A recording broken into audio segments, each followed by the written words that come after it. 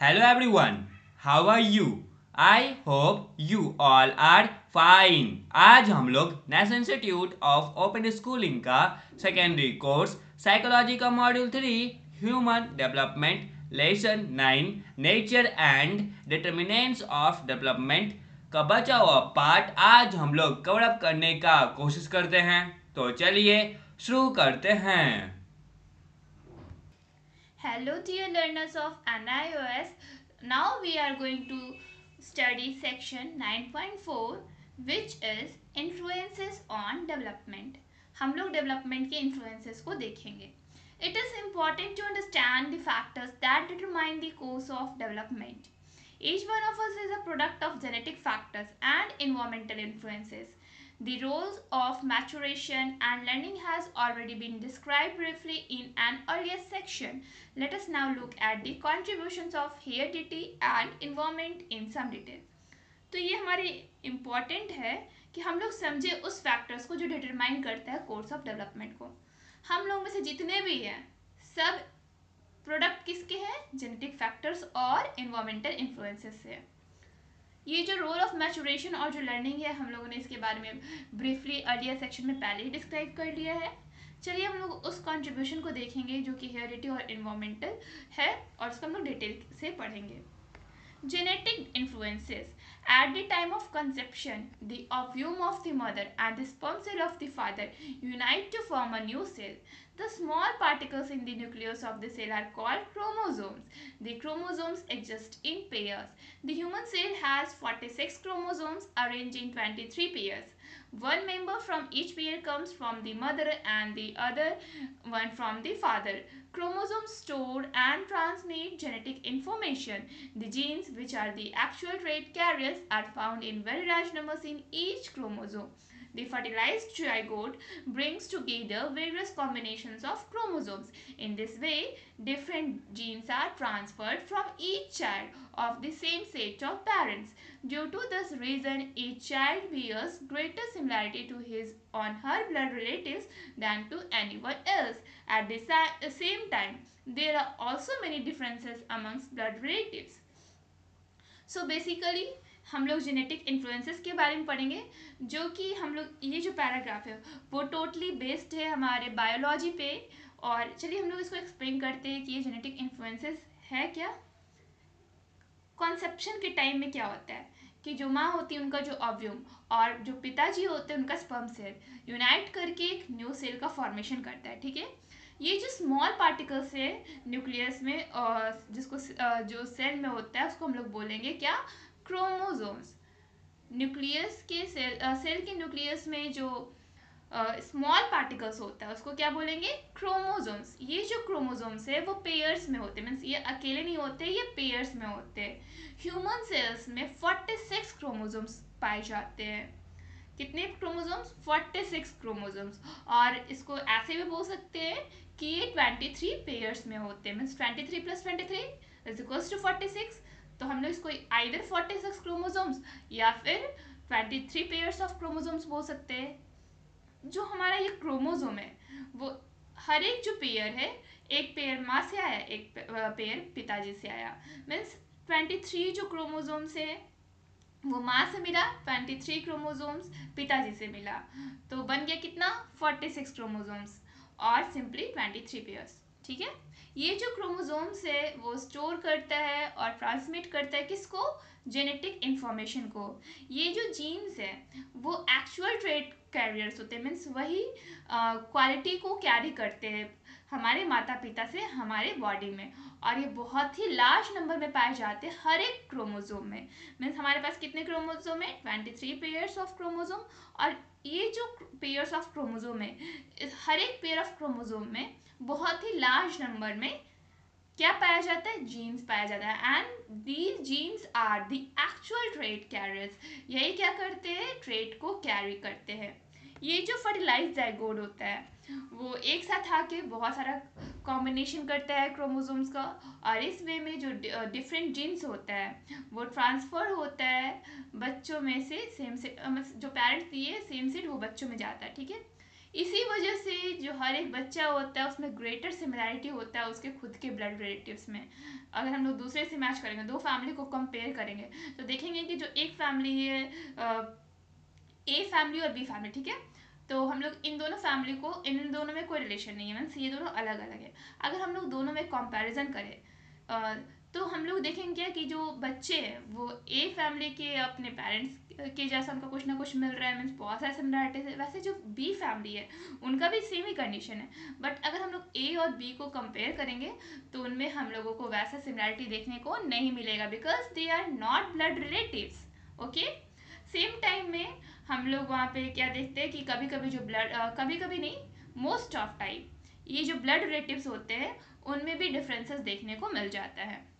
Means कोई fair in complexion हो गए, कोई डार्क इन कॉम्प्लेक्शन हो गए, किन्हीं की जो आईज है, उसका जो कलर है वो ब्राउन है, तो किन्हीं का वाइट है, सॉरी ब्लू है, इस तरह से होता है, ठीक है।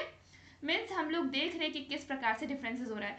हेयर का लेंथ देख सकते हैं, हेयर टाइप देख सकते हैं कि किन का स्ट्रेट हेयर है, किन का कर्ली हेयर है, ऐसे करके बहुत सारे डिफरेंसेस आपको देखने को मिल जाएगा। Genotypes and phenotypes. Genotypes is related to genes and phenotypes is related to physical appearances. Okay? Genotypes किससे रिलेटेड है, जीन से रिलेटेड है, एंड फिनोटाइप्स किससे रिलेटेड है, फिजिकल अपीयरेंस है। And again both of these terms are related to biology. Genetic transmission is a complex process. Most characteristics that we observe in human beings are combinations of a large number of genes. Innumerable permutations and combinations of genes are responsible for the large differences in physical and psychological characteristics. ये जो genetic transmission है वो एक complex process है, और जो most characteristics होते हैं जिसको हम लोग ऑब्जर्व करते हैं ह्यूमन बींग्स में, वो कॉम्बिनेशन होते हैं एक लार्ज नंबर ऑफ जीन्स के। मीन्स जो लार्ज नंबर जीन्स है उनका कॉम्बिनेशन होके जो कैरेक्टरिस्टिक्स है वो ह्यूमन बींग्स में देखा जा सकता है। यहाँ पे इनवेबल परमिटेशंस होते हैं और कॉम्बिनेशंस होते हैं जीन्स को, जो कि रिस्पॉन्सिबल होते हैं large differences in physical and psychological characteristics में।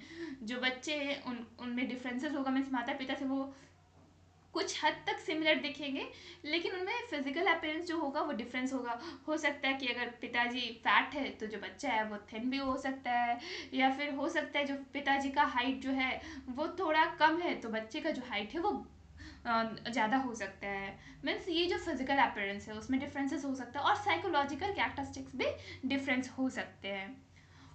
The next paragraph says only identical or monozygotic twins have exactly the same set of chromosomes and genes as they are formed by duplication of a single zygote. Most twins are fraternal or dizygotic who develop from two separate zygotes.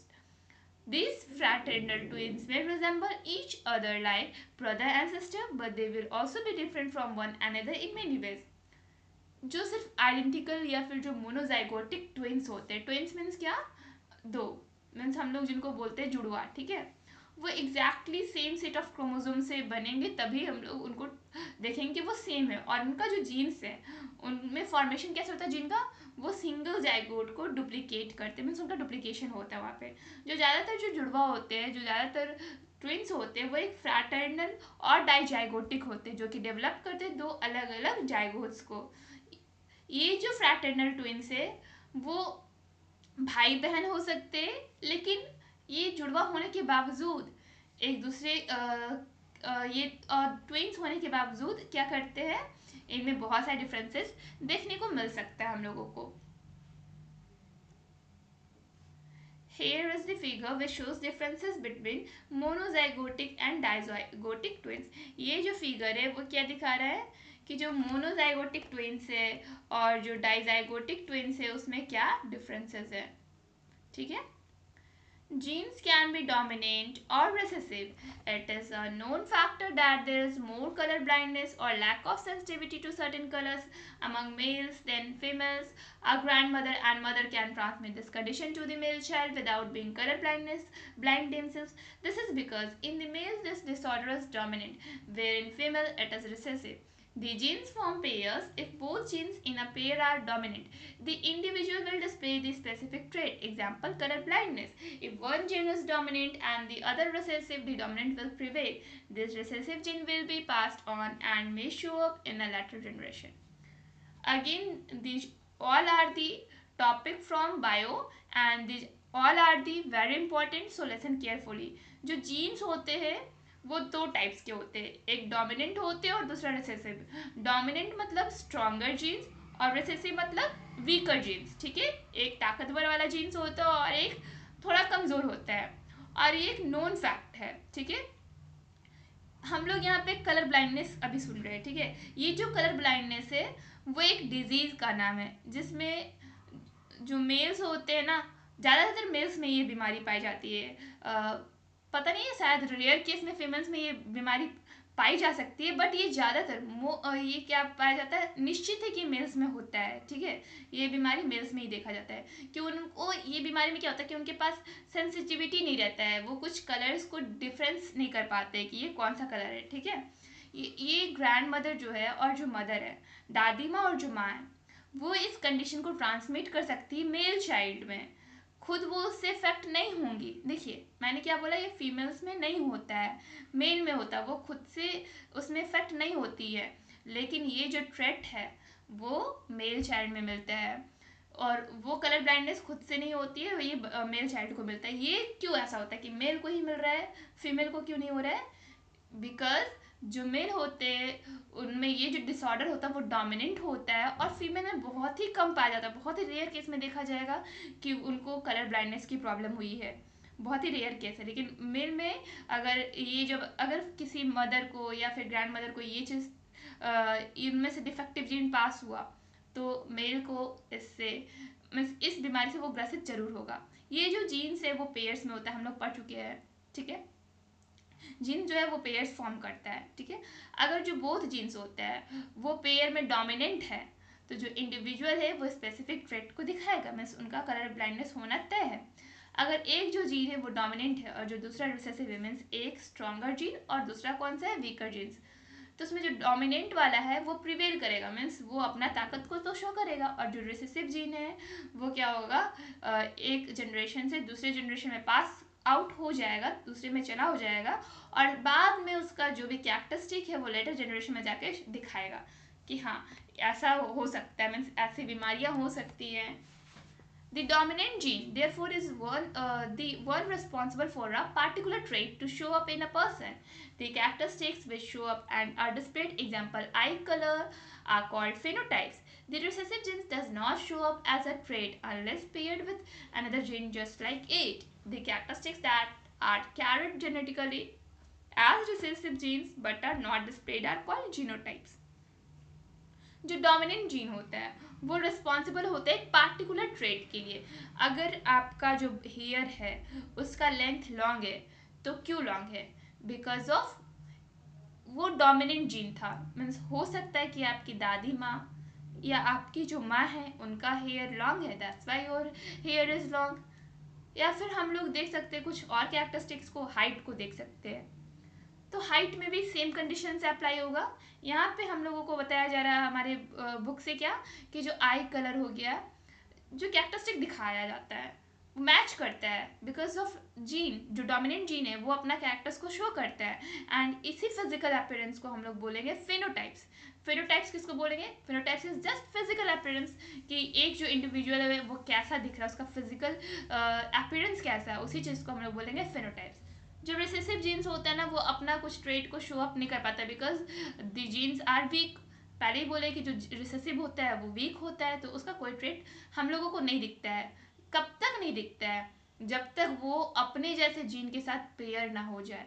अगर वो अपने जैसे gene के साथ pair हो जाएगा तो उसका भी हम लोगों को ट्रेट और कैरेक्टरिस्टिक्स दिखने लगेगा. ये जो कैरेक्टरिस्टिक्स है वो जेनेटिकली कैरिड किया जाता है रिसेसिव जीन्स के द्वारा, बट इसको डिस्प्ले नहीं किया जाता है, एंड इसी को हम लोग बोलेंगे जीनोटाइप्स. मीन्स एक जो रिसेसिव जीन्स है, एक जो वीक जीन्स है, उसके जो कुछ कैरेक्टरिस्टिक्स है उसमें तो है, लेकिन वो शो नहीं कर पा रहा है। क्यों नहीं कर पा रहा है? क्योंकि वहाँ पे डोमिनेंट जीन है, उससे ताकतवर जीन है, तो वो उसको शो नहीं करने दे रहा है अपना कैरेक्टरिस्टिक, तो उस चीज़ को नहीं शो कर पा रहा है, तो इसी को हम लोग बोलेंगे जीनोटाइप्स। मीन्स उसमें वो चीज़ कैरेक्टरिस्टिक है, लेकिन उस कैरेक्टरिस्टिक को वो दिखा नहीं पा रहा है। Okay, the next paragraph says genotype therefore refers to the actual genetic material or a person's genetic heritage, while phenotype refers to the individual's physical and behavioral characteristics which are determined by both genetic and environmental factors. ये जो genotype है उसको हम लोग क्या refer करेंगे? Actual genetic material या फिर पर्सन जेनेटिक हेरिटेज, जबकि जो फेनोटाइप है वो एक इंडिविजुअल्स का फिजिकल और बिहेवियरल कैरेक्टरिस्टिक्स है जो कि डिटरमाइन किया जाता है जेनेटिक और इन्वायरमेंटल फैक्टर से। वेल, चैप्टर अभी कंप्लीट नहीं हुआ है। नेक्स्ट वीडियो में नेक्स्ट पॉइंट कवर अप होगा। तब तक के लिए इस चैप्टर का सारा इंडेक्स क्वेश्चन बनाने का प्रयास करें और साथ ही साथ इस चैप्टर को पढ़ने और समझने का प्रयास करें। That's all for today. Thank you everyone.